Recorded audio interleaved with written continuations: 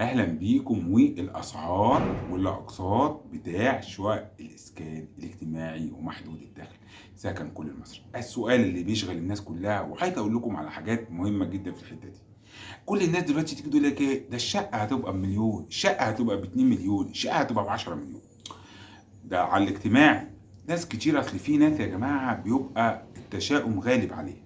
فانا عايز اوضح لهم الاقساط والاقساط الربع سنويه وهيدفعوا كام والمقدم كام. حلقه من اهم الحلقات اللي ممكن تسمعوها عن الموضوع ده وتساعدكم لو انت متشكك تاخد القرار. بس انا عايز ادي الاول ملحوظه. الاول عايز اللايك الجميل بتاعك، ولو انت مش عامل معانا اشتراك اعمل اشتراك، ولو انت مش عامل لنا متابعه واكتب تعليق كده قول في اي سؤال انت عايزه. ايه اللي انا حابب اقوله يا جماعه؟ محدش يقيم اسعار هتدفع بعد 3 سنين من دلوقتي باسعار دلوقتي، او بدخلك دلوقتي، او بالدنيا دلوقتي. ليه؟ لان احنا شفنا من 3 سنين بالظبط يا جماعه مصر قبل 2022 كانت دوله اخرى، باسعار اخرى، بنظام اخر. فاحنا معلش محدش يقارن دلوقتي، دي ملحوظه بس، ان احنا دلوقتي نقارنها ب3 سنين جايين. يبقى انت كده بتظلم نفسك وبتدخل نفسك في ايه؟ في حته تشاؤم بدون اي لازمه. دي اول نقطه لازم ايه نكون فاهمين. النقطه اللي بعد كده ان حضرتك احنا هنتكلم على طريقه حساب الاقساط والاسعار بتاع شقق اللي هي اكثر انتشارا، اكتوبر تسليم ال3 سنين، واللي هي ايه حدائق العاصمه تسليم ال3 سنين. ان كان بقى حدائق اكتوبر الجديده واحده، يعني احنا بنتكلم في حوالي هنا 20,000 شقه وهنا 13,000 شقه، يعني بنتكلم على 33,000 شقه. والطريقه دي برضو تستخدم في حساب الاقساط، برضو التسليم الفوري كان في اكتوبر الجديده او غيرها. بس خلينا ايه نفهمكم الاول بتاع ال3 سنين، والكلام ده بعد كده ينطبق على اللي هو الموضوع بتاع اللي هو التسليم الفوري. اول حاجه حضرتك بتدفع 30,000، بعد كده بتدفع اقساط ربع سنويه ان شاء الله لما يعني ورقك يتم قبوله على مدار 3 سنين. اول سنه بتدفع كل 3 اشهر 7,000 جنيه. 7 في 4 بكام؟ ب 28. طب حلو جدا، 28. تاني سنة بتدفع كل 3 اشهر 8,000 جنيه. وحضرتك دي بتبقى ايه في السنة كلها كام؟ تاني سنة 8 في 4 ب 32,000 جنيه، ومعانا 28,000 جنيه يبقى 60,000 جنيه. طب تالت سنة حضرتك بتدفع كام؟ بتدفع 9,000 جنيه كل 3 اشهر على مدار السنة 4 مرات، فبالتالي بتجمع في السنة معاك 36. 4 في 9 ب 36,000 جنيه. ده مجموعهم كام؟ ده مجموعهم 96,000 جنيه. وحضرتك دافع 30,000 جنيه، يبقى انت كده المجموع كام؟ انا بص من غير ورقه وقلم الواحد حافظهم، الواحد ايه حافظ، وهقول لك الارقام وهقول لك الحاجه كلها. ليه؟ لان الموضوع مش صعب والموضوع سهل، وان شاء الله ان شاء الله نساعدك عشان تاخد قرار. 96,000 جنيه و30,000 جنيه، يعني انت بتتكلم كده في حوالي 120,000 جنيه. 120,000 جنيه دول انت الشقه بتاعتك ب 650,000 جنيه. اول حاجه بيتخصم منهم ال 120,000 جنيه اللي انت دافعهم، وغير كده الكلام ده بيبقى بعد 3 سنين. حضرتك دافع كام؟ 126,000 جنيه، وبقى ليك شقة تمنها في بعد ال3 سنين هيكون متخطي بأقل تقدير، أقل حاجة خالص 1,500,000 ولا حاجة. ليه؟ لأن أسعار دلوقتي شقة ب1,000,000 وب1,500,000. مفيش شقق دلوقتي ب500,000 وكاملة التشطيب ومدن جديدة وعماير نظيفة وأماكن جناين وبرجولات مفيش. ايه؟ مفيش قصه خلاص 500 مفيش. طب ايه اللي بقى اللي في الدنيا دي؟ اللي في الدنيا دي الباقي حضرتك هيشيلوا من 650 كام؟ هيشيلوا من 650 126، يعني قول 125، هيبقى كده فاضل 525. 525 دول حضرتك في حاجه اسمها دعم مباشر. حضرتك دي بقى بيختلف حسب الدخل بتاعك. الدخل بتاعك مثلا طلع 50,000، الدخل بتاعك طلع قصدي يعني حاطط بقى 5,000، حاطط 4,000، حاطط 6,000. طبعا كل حالة ليها ظروفها، وهم هيحددوا الدعم ده من أول 5,000 جنيه لغاية 120,000 جنيه. يعني في واحد ممكن ياخد دعم 120,000 جنيه، حسب الدخل بتاعك وحسب ظروفك.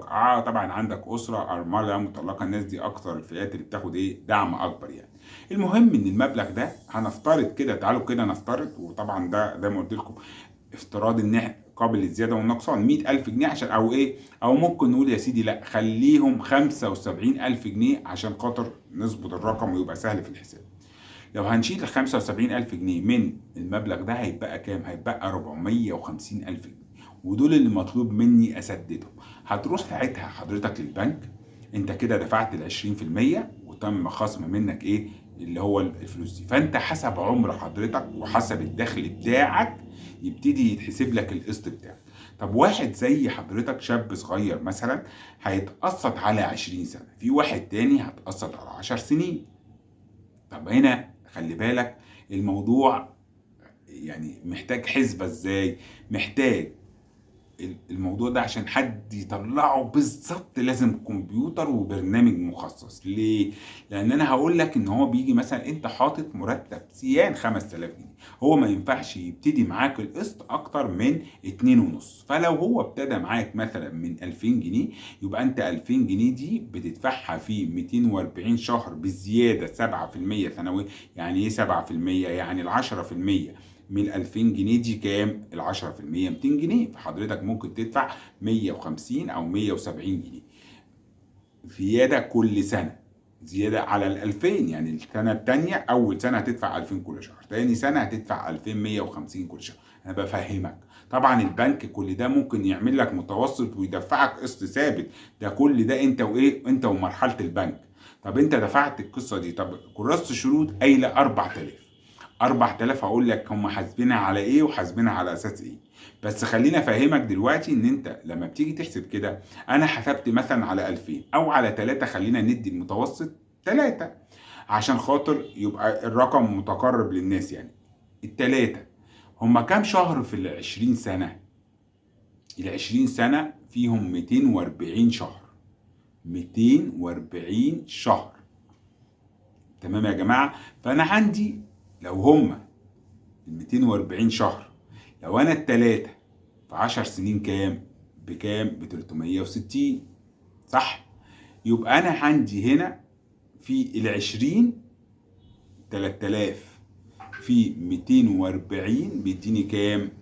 240 ادي كده زيرو، هيبقى 4 اصفار، وبعد كده هيبقى بكام؟ ب 720 الف جنيه. 3000 في 240، خلينا كده نحسبها مع بعض، اللي هي هنحط الاربع اصفار و3 في 24 بكام؟ ب 72. 72، فهيبقى 720 الف جنيه انت هتدفعهم في خلال في خلال ال 20 ال 20 سنه. طبعا مع خلي بالكم زي ما قلت لكم محدش يحسب ال 3000 جنيه على دلوقتي. 3000 جنيه ممكن يبقوا بعد 5 سنين او بعد 10 سنين عاملين زي 300 جنيه دلوقتي، محدش يحسبها. طب احنا دلوقتي طلع 720 جنيه، ده انا كان عليا 450. اقول لك تعالى بقى افهمك، 450 دول حضرتك انت مش هتدفعهم 450، لا، انت حضرتك البنك هنا هيبتدي يعني يتفاضل معاك، هيقول لك يا تدفع، انت هنا بتاخد فايدة 8% في 20 سنة، يعني حوالي 160%. 160% يعني حضرتك هتدفع تقريبا كده في متوسط ممكن توصل لمليون، هيبقى عليك مليون. بس انت هنا البنك هيفاضل معاك ازاي؟ هيقول لك ايه رأيك؟ طب تدفع 70,000 مثلا مقدم عشان المبلغ اللي فاضل يبقى فاضل كام؟ هم 450. ممكن يقول لك طب تدفع ال 50 ويبقى فاضل 400. كل ده بيقلل منين؟ من المبلغ اللي انت المفروض عليك، عشان ما يتحسبلكش كمية فوائد عالية على مدار ال 20 سنة. ويبتدي يقول لك طب ايه رأيك ما تدفع مثلا 70، طب ما تدفع 100. الكلام اللي انا بقوله ده بيبقى بالتفاوض. طب ايه رأيك تخلي ال 3000 دول 3.5؟ ايه رأيك تخلي ال 3000 دول 4000؟ كل اللي انا بقوله ده حضرتك عشان يعمل ايه؟ يوصلك ان انت ممكن ما تدفعش مقدم خالص. يعني انت ممكن لو عملت ال4000 ما تدفعش مقدم خالص، بس انت ممكن تعملها ب3000 وب2500 وتدفع لك 60 70 100 وتدفع قسط قليل. لكن انت ممكن تخلي بالكم، هو لو تعرفوا، هو الاربعة ب24 بكام؟ بستة ايه؟ ب96، يعني 960,000 جنيه. لو انت هتدفع اقساط ربع سنويه ب 960، طب ما احنا قايلين ان المبلغ المتكمل كام؟ مليون. فانا بالتالي لما هو حاطط لي سعر السرشادي، يبقى ده على اساس ان انا ما ادفعش مقدم خالص. وطبعا ده مش هيبقى حلو لينا. لا، ده الصح بقى ان انا لما تجيلي الشقه ان شاء الله واروح اتعاقد مع البنك، اقول للبنك ايه رايك؟ طب انا هدفع لك 50، طب انا هدفع لك 100. ليه؟ عشان خاطر تقلل قسطك اللي انت هتكمل بيه ل20 سنة.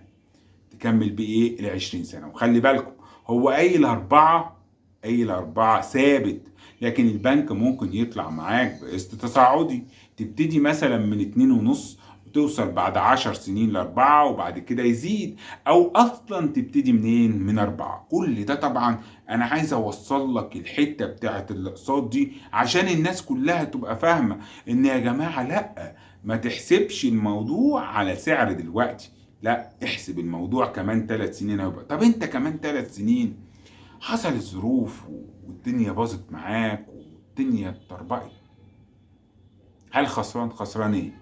هو انت كنت حاطط ايه اصلا؟ انت كنت حاطط 30,000 وقعدت تحوش مع الحكومة في الحصالة لغاية ما وصلوا 126,000.